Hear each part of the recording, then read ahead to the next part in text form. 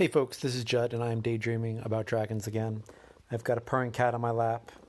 The wind is howling outside, but I am warm and cozy, and life is pretty good.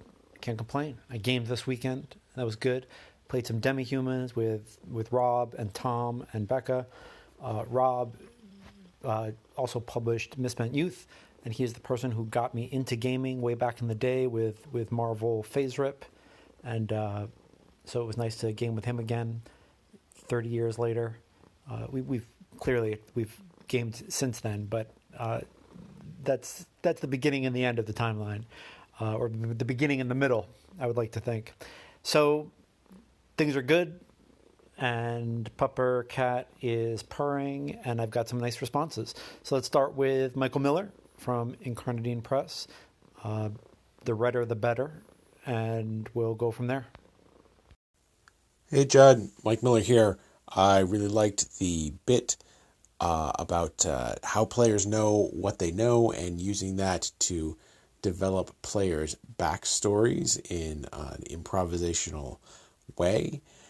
But it got me thinking about one of the potential pitfalls of sort of D&D's grab bag approach to fantasy, for lack of a better word. That sort of, we're going to dump all the toys on the kitchen table and play with them when everything in all the books is on the table as far as what might be entering the game.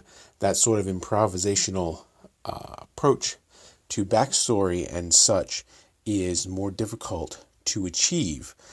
And that got me thinking about something else, which is when you use a focused campaign setting, something like you were talking about with Angus a few weeks ago, that if we know that elves are not on the table, then no one's going to improvise backstory about elves, and therefore things are going to just hang together better. And the backstories that people are going to invent are going to be richer and more cohesive and more able to play well with the other ones at the table, as well as the stuff that you as the DM are developing for the world as a whole and the important NPCs. So yeah, it just sort of, everything sort of seemed to synthesize together. So great show. Thanks. Bye. Yes, Michael, I agree. I mean, you've got to have some kind of idea of what the genre is. It came up a bit in an interesting way in our Demi-Humans game this weekend, where I feel like my buddy Tom and I came up with very, very traditional kind of Tolkien-inspired takes on a halfling and an elf, and our friend Becca came up with a really cool fungal troll who had who was composed of dead things that they were digesting, and bones to make a frame so they could appear humanoid, and had a cool corvid living in the eye socket of the cow skull that they used as a head. I don't know why that fit together, but it did. It did all fit together, and it was cool. We could appreciate. I feel like Tom and I were so traditional that when Becca did something super imaginative, it just all gelled. And it was cool. It was a nice thing. I feel like also the interesting thing about the time we live in is that, everybody pulling something else from the book and it being kind of nutty is almost its own genre at this point, right? I mean, there's gonzo fantasy. So you can do that. You can say, all right, we're just letting everything in, like all the toys, dump the toy chests. They're all on the floor, step on Legos. It's gonna hurt. But that's almost a genre unto itself. And I think that's interesting. That's kind of where Planescape is at. And of course, it reminds me of a daydream I was having today about what I would do with Ravenloft and with Strahd, with the most recent 5e game. And I was thinking it would be cool to run that with just something really not gothic, just like a bunch of biker gang orc. striding into Strahd's place, just so out of context that it's kind of cool, you know? Just like, yeah, Strahd, whatever, we're orc. Or rocking out with Godbound. And I've got an idea for Godbound, making up a bunch of different D&D, playing a game of Godbound with the Raven Queen, Vecna, Asmodeus, and a couple of other big cosmic figures. And I feel like Godbound can do that well. But anyway, what I'm saying is that not having a genre has become a genre. So that's kind of interesting. And just crazy times, crazy. But you need to have that, what you don't want is to have one person thinking, oh, we're going to play, canon, Tolkien, Middle Earth, and someone else to be pulling in Kender, from Dragonlance, because somebody's going to be frustrated. So I hear you. I agree with you. And I think the world is a crazy enough place that we can all throw our toys on the table as long as we all agree that this is a toy throwing party and that chaos will reign, that it's cool. I hope you dig that. I look forward to throwing toys on the table with you someday soon, Michael. And I'll talk. And next time you're in town, let me know. We'll have a meal, because sharing a meal with you is always a delight. Thank you very much for your response. It's always appreciated. On to the next. Hey Judd, it's Che from Roleplay Rescue. Just been listening to Tea with the Lich. And, it just kind of pinged a little thing in my head, pinged something away. A while ago, I wrote a module for the Mithras classic fantasy game called Terror of Etinmarsh. And there might be something undead in there. Anyway, it kind of pinged in my head as like, what a cool thing to have at the end of like this like hard fought dungeon adventure, that you'd kind of get to the tomb or wherever where this lich is, and as you walk in the door, it's hello fellows, hello, tea. I'm with you, dude. I think that would just be really cool. Thanks for the idea.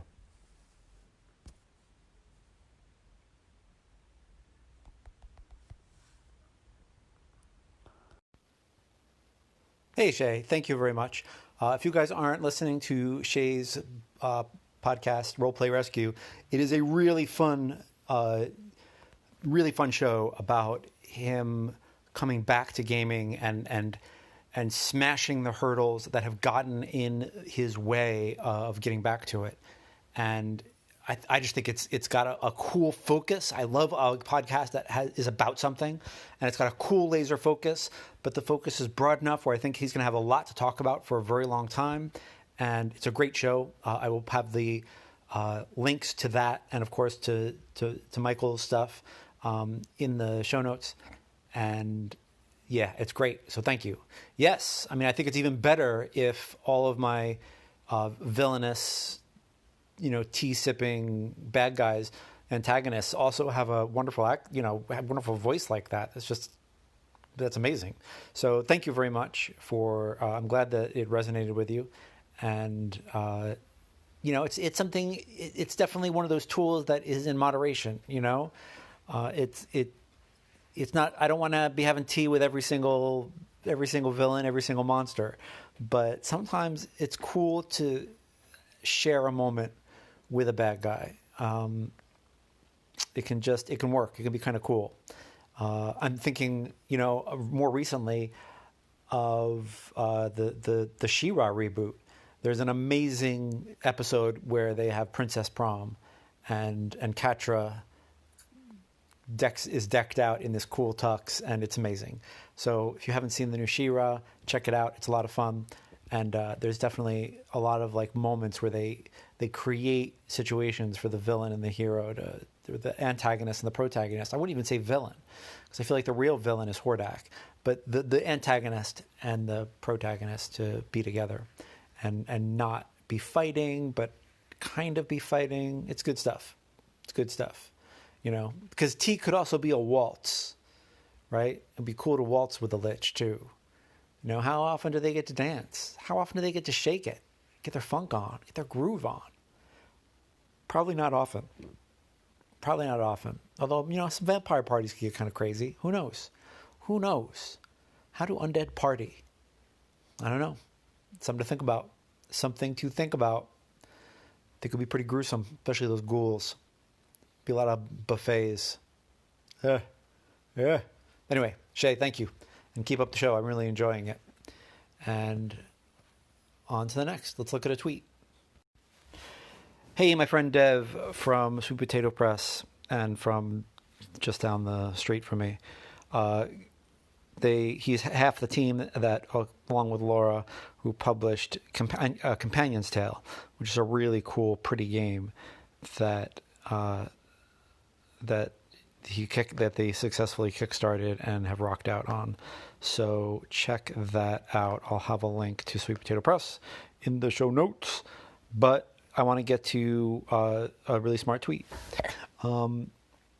So Dev tweets, and a series of tweets I really liked. Here we go. I'm going to read a couple of them. Also, in a recent episode, he discussed skill checks, specifically knowledge checks. Missing a check shouldn't necessarily mean, duh, you forgot the info, but a lot of more character validating options. It was a book or a field you never read. Why is that? So here's a D&D technique idea. There is a tendency to use a skill roll's value to add color.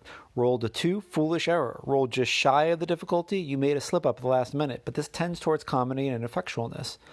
The probability curve around a skill check is tied only to the chance of overall success of the task. The range of results on a d20 will usually include miss big and barely miss numerically, but a highly skilled person should experience different kinds of failure.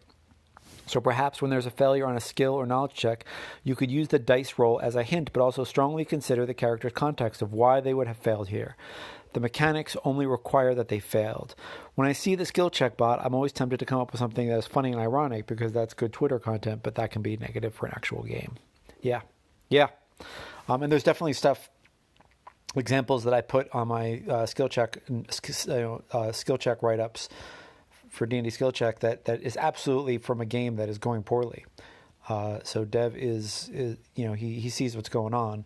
And the other thing is that you can use failure as a way to show that what they're doing is really hard.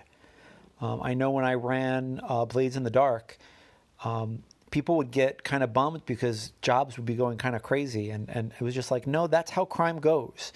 Crime is crazy.